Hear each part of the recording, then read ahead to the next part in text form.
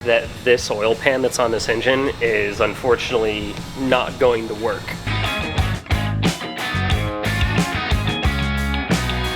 So, should be the answer to our problems. Forklift just died.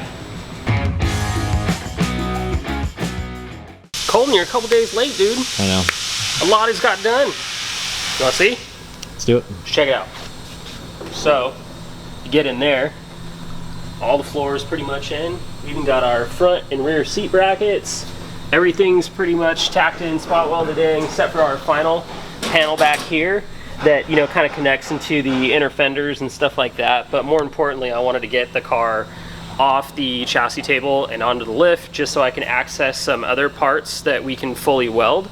And then with having it on the lift, the idea is we have that LS motor with the 8 HP trans that I'd like to put on the front subframe, get it on our basically our like our other fixture table that we have, set it right here. And what I want to double check is the transmission tunnel clearance on that 8 HP, because I believe that SpeedTech models their tunnels after, I think it's like a 6L80 or like a T56. Now the 8 HP looks pretty much a little bit bigger than a T56, so I'd like to just check it and be able to utilize the lift just to lift the body and now chassis together, just to see if we need to make some modifications to the tunnel. Does Speed take that into account of like what engine you're using, or do they just send you over? I'm not sure. I'm going to assume, but we hate assuming, right guys? I'm going to assume, I don't like to do that, but I think they modeled this after like a T56, which a T56 is a big manual transmission. Like, you know, that's just fact. It's very tall, it's not extremely wide, but the 8 HP is actually tall and wide. So, and then it has this adapter plate because the 8 HP, it does have a torque converter in it. So that bell housing is a lot bigger than, say, what you would find on a T56. So, like I said, just want to double check, and this would be the perfect tool to use to basically make those, mating them a lot easier versus having to like dodge this chassis table. It would be a lot harder. You ready? This is the easy part. I just press a button. I'm ready. And then we just kind of do one of these, right? We pray and then cross our fingers. Right. Should I do the honors?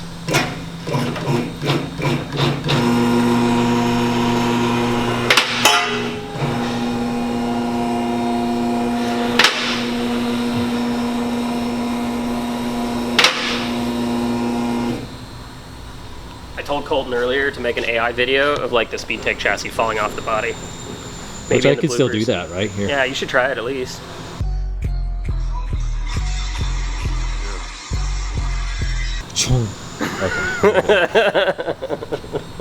Alright guys, here you have it. Blueprint LS 376 cubic inch, 510 horsepower, coupled with a ZF 8-speed transmission.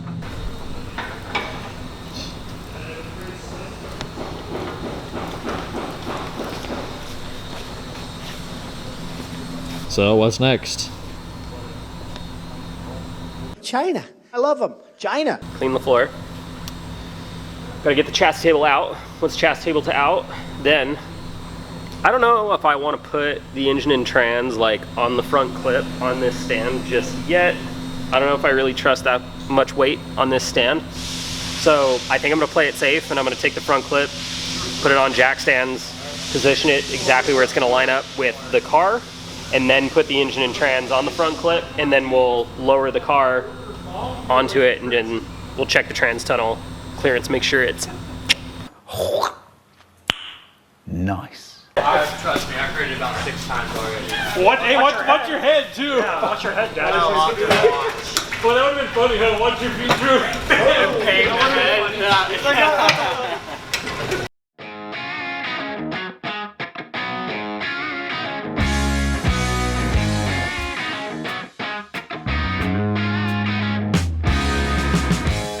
It's like an adjustable motor mount. Yeah, this whole thing's slotted that whole way. I'm pretty sure, wouldn't the oil pan dictate that? Yeah. Like, somewhat. for this car at least, like you want to get it as far forward but also is forward enough where it's clearing the firewall, Actually, is but that oil back pan enough going where to it's work clearing out, or that. do we need to put one of those Moroso pans on? I don't think that oil pan's gonna clear it anyway, so you gotta change the oil pan. We have an oil pan for that. We do? Yeah. Oh, so actually that oil pan doesn't work with this. No. Got it. There's only like one pan that works for them. And we have one.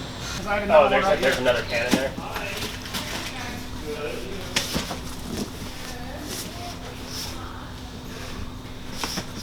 I think they're the same thing, but I just saw that box says Coyote, and I don't know why it would say Coyote, because I don't have a, I don't remember buying a Ever having a Coyote motor? Well, we've had Coyotes in here before. I just don't remember buying an oil pan for one. Got it.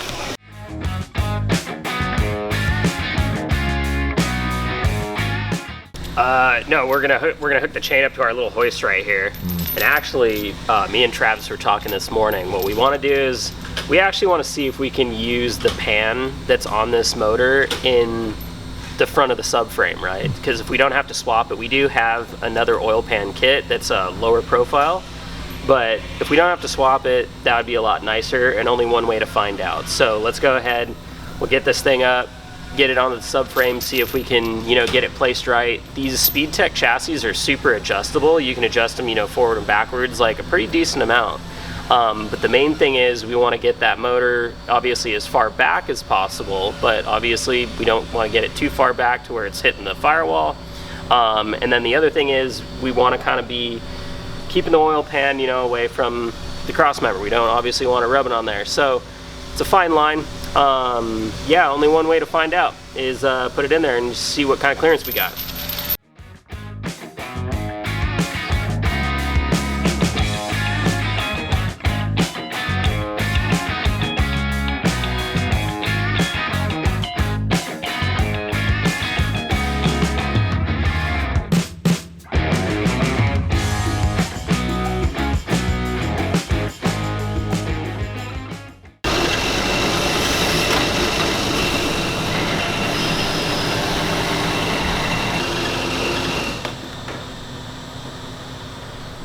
Forklift just died.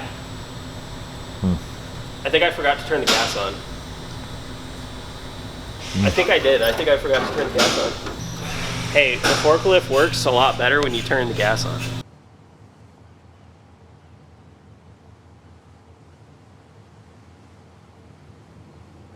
Seriously?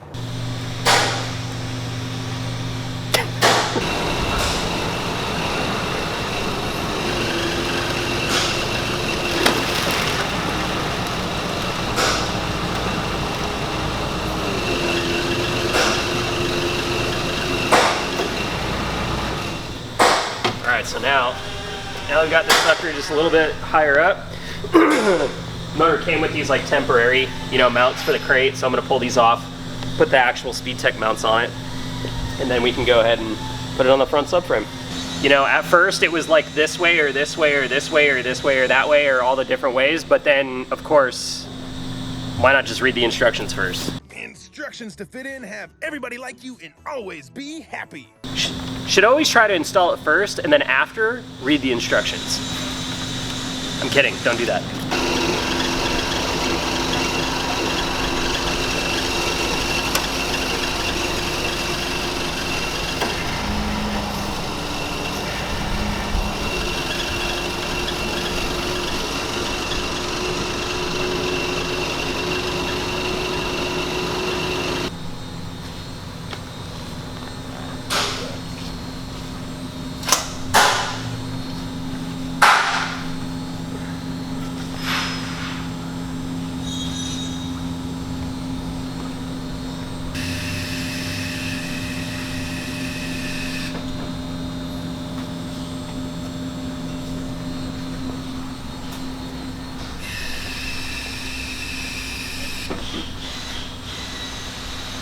By far, I like the mounts are looking good. I think I'm gonna have to scoot this guy back though. Yeah, because we need to end up here. Let's see, how are we looking on this side? What do you think, Colton? Do you think Robbie is jealous that I get to do all the cool things and he doesn't?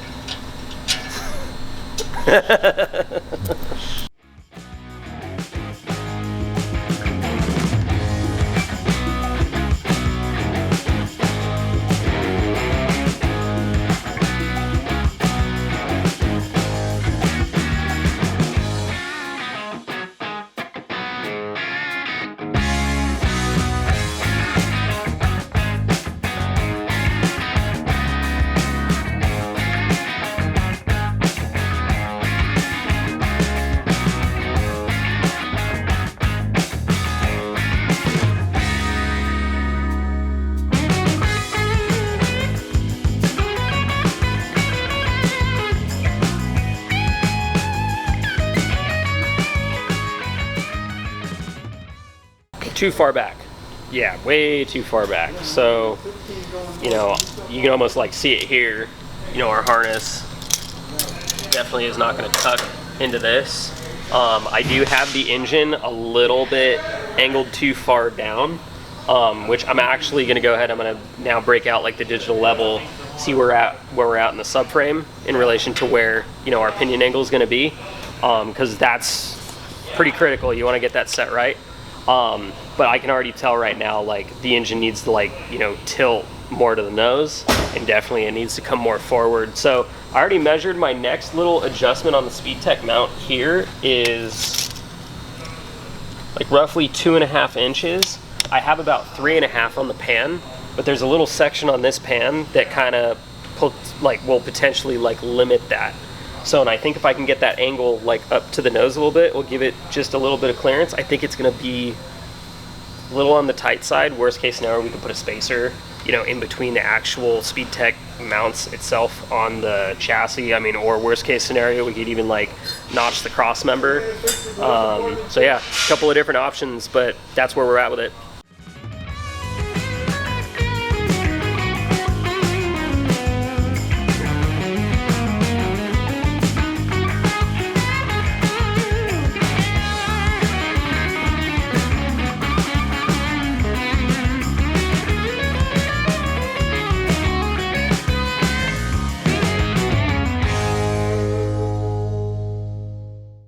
Alright guys, so we found out that this oil pan that's on this engine is unfortunately not going to work.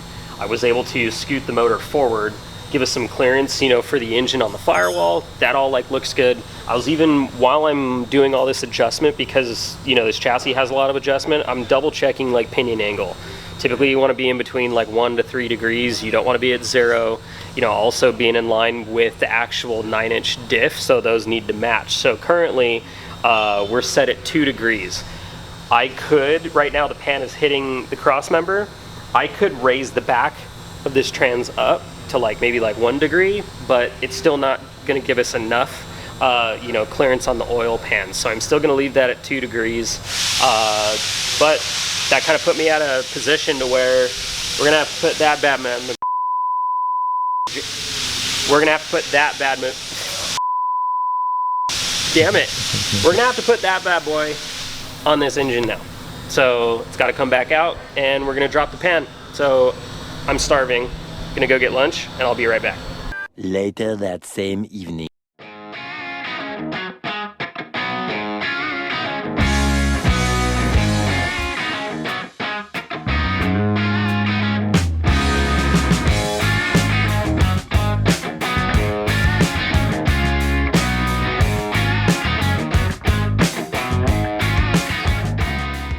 All right, so we got the oil pan swapped.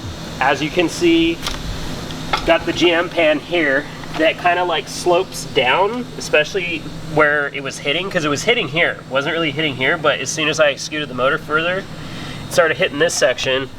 So we put this super fancy Moroso pan. We got all the clearance in the world. So should be the answer to our problems. This thing is gonna go back in the frame, and then we're gonna see how our firewall clearance is, and should be good to go.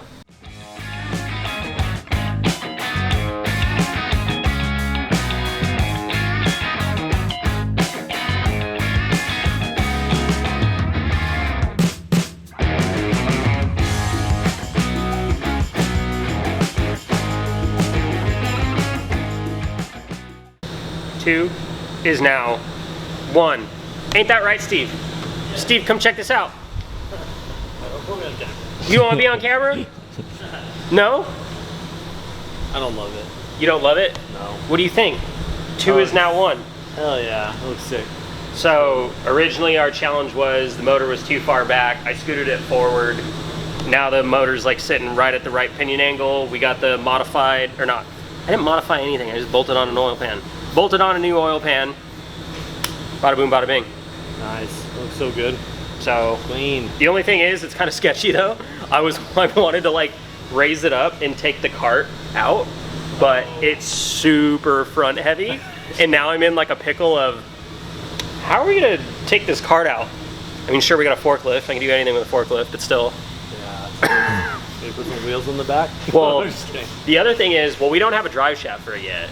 Oh. So I'm probably gonna assemble the diff. It's got a Dutchman Axles IRS, like 9-inch diff for it, that probably bolt that in there, and then we can establish like a drive shaft like length, and then make that. That might add some weight to the rear, but I don't think that's enough to like Yeah. pull it off the cart.